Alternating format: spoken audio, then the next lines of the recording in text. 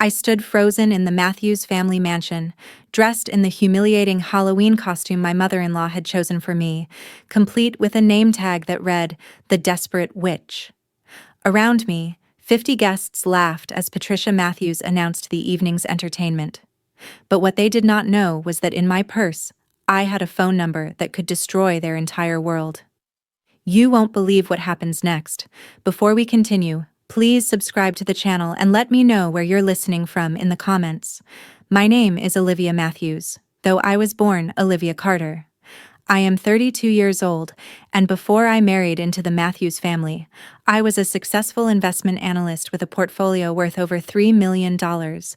But my husband Richard and his family never knew that. They never asked about my career, my education, or what I did before we met. To them, I was just the woman who trapped their golden boy into marriage. 3 years ago, I discovered something that changed everything. Richard came home one night absolutely devastated, and I could see the weight of the world crushing him. He did not know that through my investment firm I had access to financial records that showed Matthews & Coken, his family's business, was drowning in $2.8 million of debt. They were 60 days from bankruptcy, from losing everything his grandparents had built. I watched the man I loved break down crying that night, talking about how his family's legacy was dying and there was nothing he could do to stop it. So I made a decision. I created an anonymous LLC called Phoenix Ventures, and I injected $3.2 million into their company, every penny of my inheritance from my late father, everything I had built in my personal investment portfolio. I liquidated it all and saved his family's business. I did it out of love. Pure, selfless love. I wanted to see Richard happy. I wanted to lift that burden from his shoulders. And I never told him. I never told anyone. I let them believe some mysterious angel investor had swooped in to save them. But saving them financially did not earn me their respect. Over the next 3 years, Sunday dinners became torture sessions where Patricia made snide comments about me not working and living off their son's success.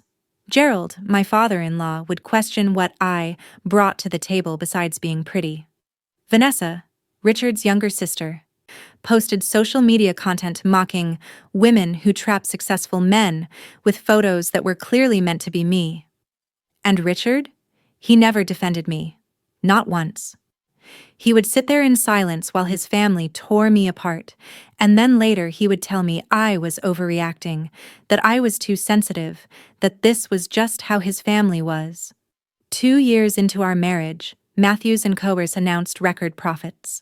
They threw a massive celebration at their country club. Gerald gave this long speech about family sacrifice and hard work, thanking Richard, Patricia, and Vanessa by name. The camera panned to each of them. I sat at that table waiting for my name, waiting for any acknowledgement. Nothing. Patricia literally handed me my coat and purse at the end of the night, dismissing me like I was hired help. Richard did not even notice I left early. I sat in my car in the parking lot, watching them through the windows, laughing and celebrating, and I realized something devastating. They had no idea who saved them. They were celebrating a success I had paid for, and I was being treated like I was worthless. But I convinced myself it was okay. I told myself that love meant sacrifice, that being a good wife meant supporting your husband's family even when they did not appreciate you. I was wrong. This Halloween, everything changed. Patricia presented me with a special costume in a decorative box. Inside was a cheap, degrading witch costume with that name tag, The Desperate Witch. She announced it was their family tradition, honesty in costume form. 50 guests pulled out their phones and started recording. Richard stood with his family, smirking. Then came the spider trap. They knew. They all knew. I had severe arachnophobia. Vanessa led me into the wine cellar for a haunted house tour. The room was rigged. Realistic spiders everywhere, then actual live spiders dropped from the ceiling.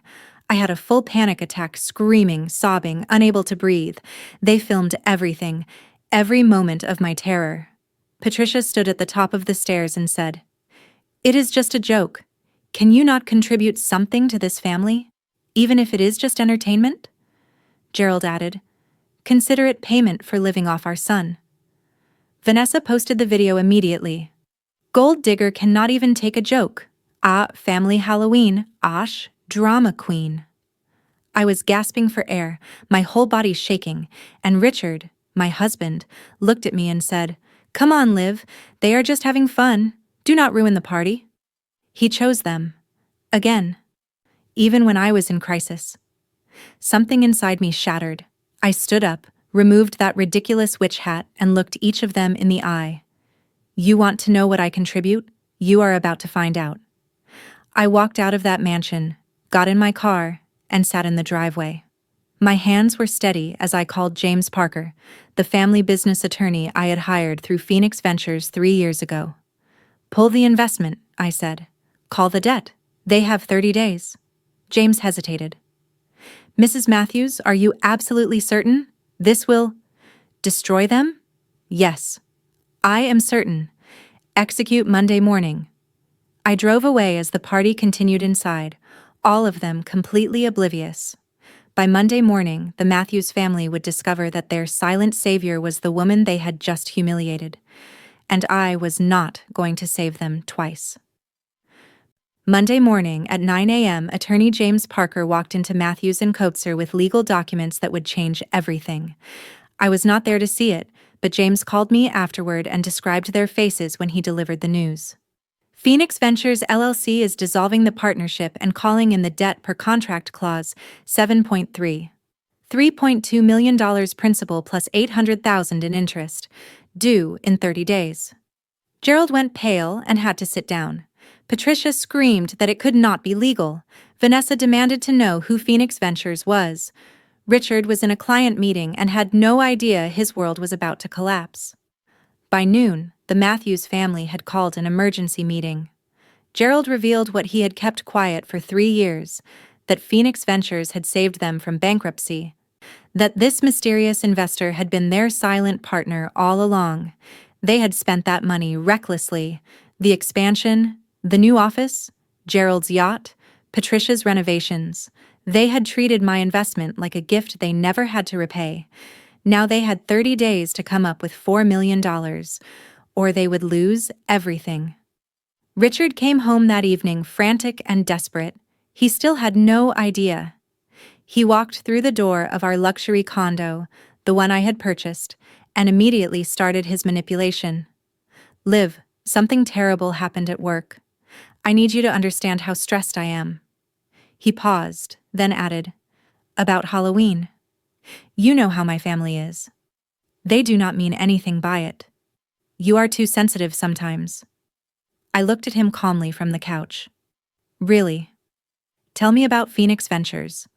Richard? His face went confused. What? That is the company that…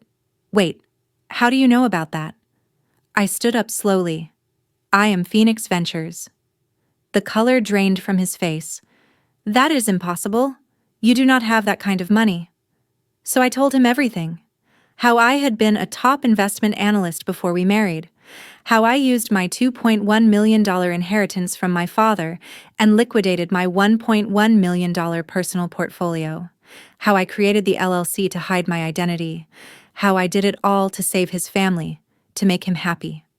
I showed him the documents, the bank transfers, the LLC registration, everything. Richard went through stages like he was processing grief. First shock. You saved my family? Then confusion. Why did you not tell me? Then deflection. If you had that money, why did you let them call you a gold digger? And finally, anger. You made a fool of me, I defended them. That is when I lost it. No, Richard, you never defended me, not once in 3 years. You stood there and watched them destroy me. And you did nothing. He tried to salvage it. Okay, yes, they were wrong. I was wrong. But we can fix this. Just do not pull the money. We will tell them the truth. Why? I asked. So they can pretend to respect me now?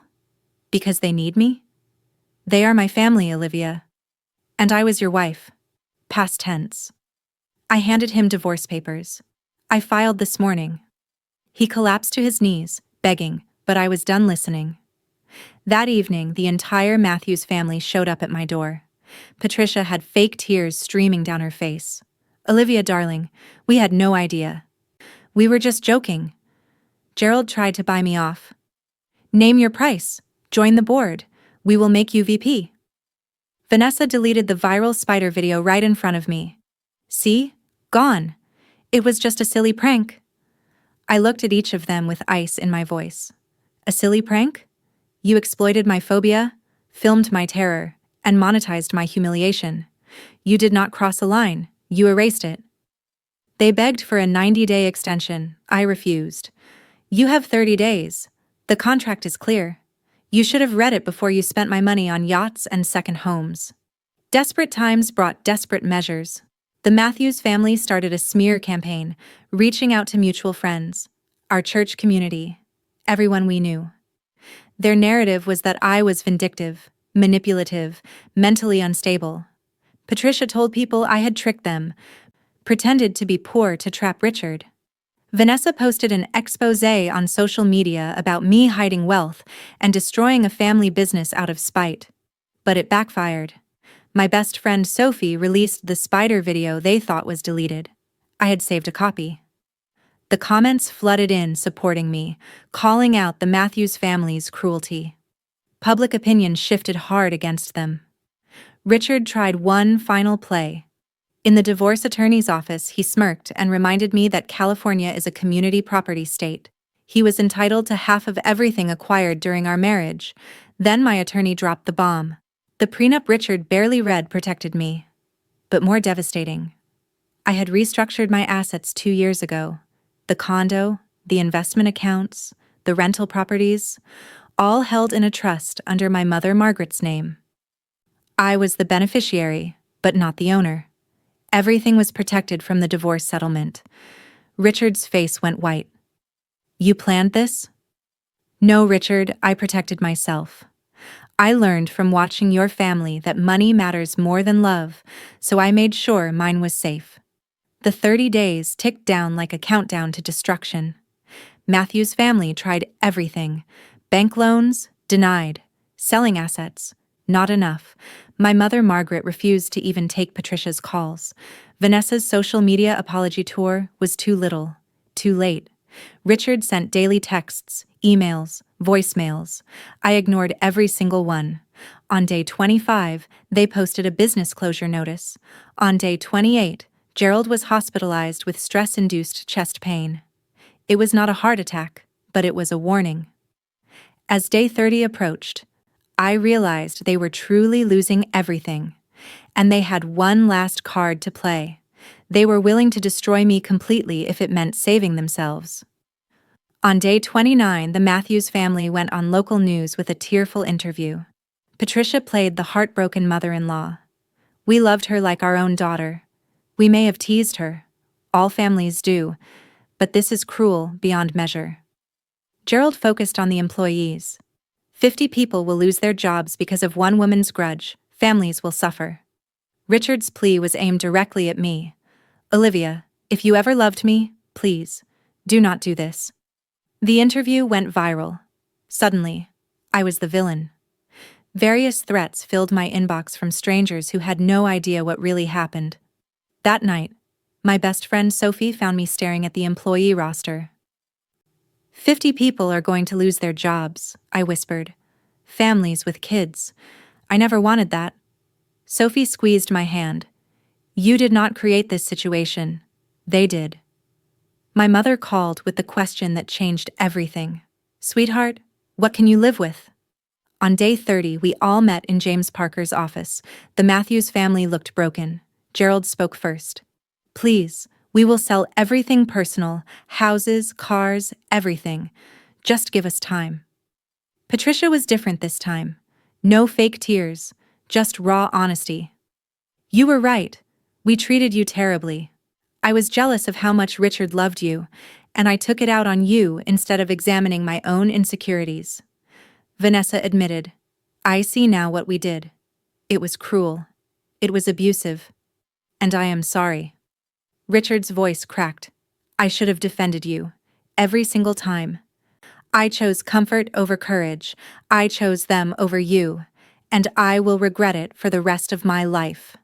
I looked at each of them, then laid out my terms. I did not forgive the debt. I converted it to 75% equity in Matthews & Co. Gerald stepped down as CEO. Professional management took over. Patricia and Vanessa were removed from operations. Richard was demoted to junior associate. They had to post a public video apology explaining exactly what they did to me. All employees kept their jobs with raises funded by cutting executive salaries. The company was renamed Phoenix and Matthews Co. Gerald stared at the papers. You are taking our company. No, I said firmly. I am taking back my company. I bought it 3 years ago. You just did not know it. They posted the video. Every detail of their abuse, the spider prank, the viral humiliation, and the revelation that I had saved their business anonymously. The internet exploded with support for me. 6 months later, Phoenix and Matthews Cohen's was thriving under new leadership. Gerald retired to Florida. Patricia volunteered at a women's shelter, genuinely learning from her mistakes. Vanessa worked entry-level at another company, rebuilding her life from scratch. Richard stayed at the company in his junior role, the regret visible every time we passed at quarterly meetings. I started my own investment firm, Carter Investment Group, helping women-owned businesses. I created an annual scholarship for women leaving abusive marriages. 1 year later on Halloween, I hosted an intimate party with close friends. I dressed as a phoenix. My mother raised her glass. To my daughter, who burned down to ashes and rose stronger than ever.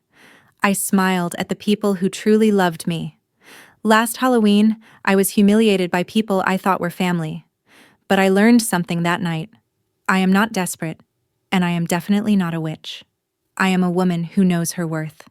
And that is the most powerful thing I can be. They called me a gold digger. Turns out I was the gold all along. They just could not see it. Thanks for listening to the end. Don't forget to like and subscribe for more stories about finding your power and standing up for yourself.